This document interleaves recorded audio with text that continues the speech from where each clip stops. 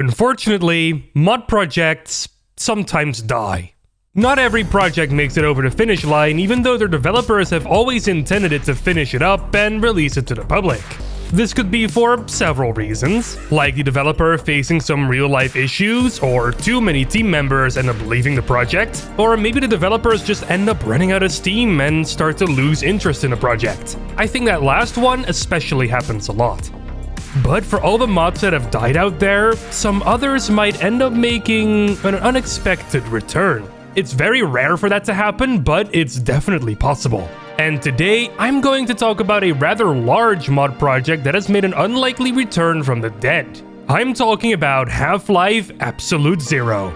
Let's have a look. LambdaGeneration. In case you don't know what Half-Life Absolute Zero is, let me give you a simplified history lesson first. Half-Life Absolute Zero is a mod for the original Half-Life developed by Cobalt 57. It's a total conversion mod that enables you to play a version of Half-Life that never was. It aims to let you experience an art style, chapters, monsters, and weapons that never ended up going into the final game from early to mid-1998. So it's basically a beta mod, but for the original Half-Life. And it was actually pretty highly regarded. Absolute Zero even ended up getting its very own Steam page from which you can still download and play this mod. You do need Half-Life to play it though, so keep that in mind. The mod released its day 1 demo in April of 2017, followed by another release in late 2020, which so happened to basically be its last build because Cobalt 57 announced that they would no longer work on the project. The passion for the project has just run dry, and they couldn't secure the necessary team members to help complete the project, so they released everything they had up until that point and moved on with their life onto other projects. The final build was posted, the Steam page was delisted from search results, and their entire development drive was also released to the public under a Creative Commons license. That means that anyone can use the assets and code as long as you credit the original creators. And that was seemingly that. Silence. No more Absolute Zero. Until... in 2023, this year, their ModDB page updated once again to show a new release date, which was really strange as there has been no other activity on their page beyond the release date suddenly being added. Then, a few months later, a new update article was released on both the ModDB page and the Steam page. It's called Update 9: Death and Rebirth. Absolute Zero is back, baby. According to the update article, one of the lead developers, the You Are Dead, had no intentions on ever returning to work on this project ever again, until the itch to tinker around once again started to appear during the spring of 2021, around half a year after shutting the project down. He decided he would finish up certain parts of the mod here and there in order to maybe release them as bite-sized experiences. Later on, the You Are Dead found out that another Absolute Zero developer, Lionel C, was also toying around with the same idea, causing the two to start working together again. Subsequently, they both asked another original developer, ZMarine610, to join them in this endeavor, and he agreed, forming a skeleton crew to release a new, probably bite-sized version of the mod internally called the Post-Mortem Release. Then, something quite awesome happened in June of that same year. Brett Johnson, a level designer on the original Half-Life, decided to showcase some of his early work on the game on TikTok. This answered a lot of questions that the original Absolute Zero team had about the earlier versions of Half-Life, and this gave them a major motivational boost. They decided together to fully finish up Absolute Zero as a full-fledged experience, and they were quietly pinning Half-Life's 25th anniversary as an official release date, November 19th, 2023.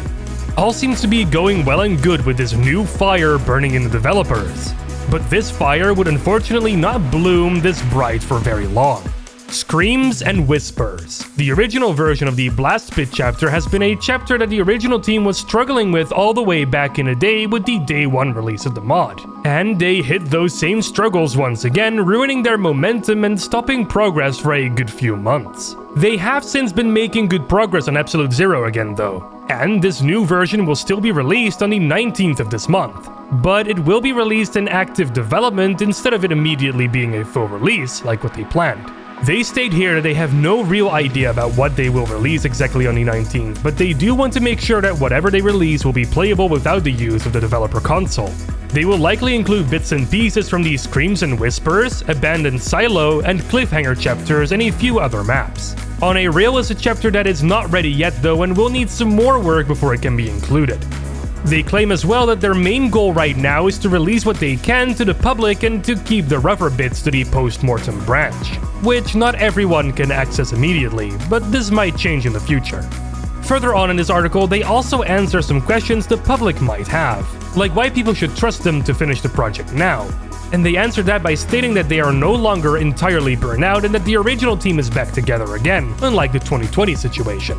Another question answered here is about there being a roadmap in place, and the answer is yes. But it won't be discussed right now, but closer to the release of the new active development release.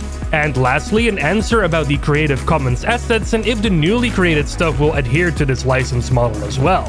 And the answer to that is also yes. But you do need to respect Valve's copyright though. So anything they made cannot be licensed this way. The update closes with a whole bunch of selected screenshots, the Steam page version of the article including even more screenshots than the ModDB one for some reason. You've already been looking at a good few of them while watching this video. They are really cool to see and definitely ooze with that early Half-Life style, which is really what we expect from Absolute Zero. I'm excited. And that's it for now for Half-Life Absolute Zero. Exciting times, am I right? What do you think of Absolute Zero's return? Are you excited for it? Have you played the previous version of the mod, or do you absolutely want nothing to do with it? Let me know in the comments, I'd love to hear from you. Also, don't forget to subscribe to the LambdaGeneration YouTube channel and follow us on the socials for more awesome Valve-related content. And while you're at it, why not give this video a like? It would really make my day. It's definitely very interesting to see a project like this rise from the dead again. Will they actually finish Absolute Zero this time, or will they abandon it once again? I guess only time will tell. And hey, at least we'll get some free new stuff to play regardless.